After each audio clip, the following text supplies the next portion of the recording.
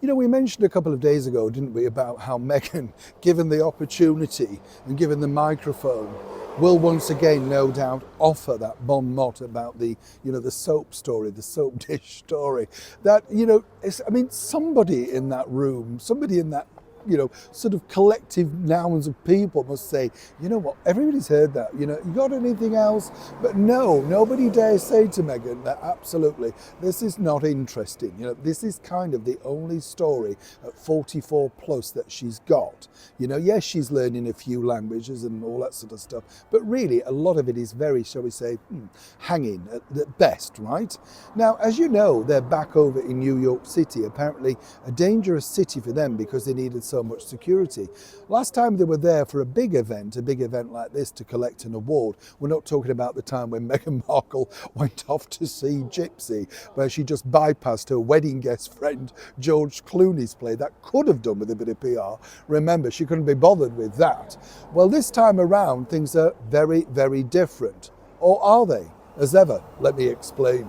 Morning, nice to see you, chums. Thank you so much for joining me today. And as ever, welcome one and all brand new subscribers. It is nice to have your company. You know, the sort of thing, I've told you this before, when you go to these award shows, dull, dull, dull. I mean, beyond dull, The red carpet is now this thing where it's got a life of its own, Meghan, though, she wouldn't do the red carpet on this, but do you know what I'm saying? They give you the sheet, the crib sheet. These are the people that are attended. You don't care. There's about 4 people that you really need to get if you work in the red carpet. The rest of them are peripheral. You might interview them, but you're never going to put them in the package because the channel doesn't want to know because they're not famous. The story on this particular event, which is of course where Harry and Meghan are picking up the farcical award of humanitarians. What about all the staff, What about the quivering staff that Meghan apparently is dithering just because she's a diva duchess in high heels? Not allowed to mention that, but she's humanitarian. Of course we know that, right?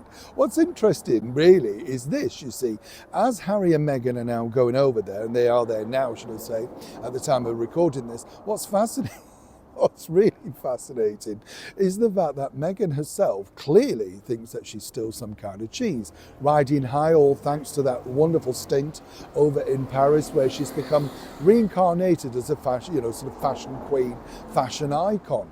But what's interesting that I can tell you is that this particular company that are putting the award on insisted on one thing only. Yeah, you can come along, but you have to bring Prince Harry. This is not a Meghan Markle show. They wanted an ex-royal, whichever way you look at it, right? You want to come and tell me that? You know it's right, Meghan. And the bottom line was that Harry really wasn't that keen. To be honest, according to a very well-placed source, he figured that he wants to ride on the charity that he did over here in London. So going back to this, wasn't exactly. But without Harry, she is not going to be invited. But here's where this gets interesting, because you will notice that when you look at the paraphernalia, unless this has changed at the 11th hour, there's no mention of the Archwell Foundation. So whether they've invested into this award show is a little bit sketchy. But what's interesting, when I contacted the company and said, what is the remit for these people? They didn't really want to say. And what is interesting is the fact that, they insist that Harry and Meghan are not being paid. And that's, their prerogative.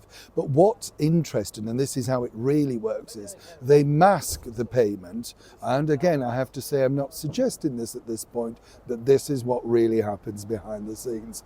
They mask the payment with expenses. So the expenses could be, the flight, the accommodation, the security, the dinner, etc. Now, if that's put down as expenses, it's not a payment. And this is the thing.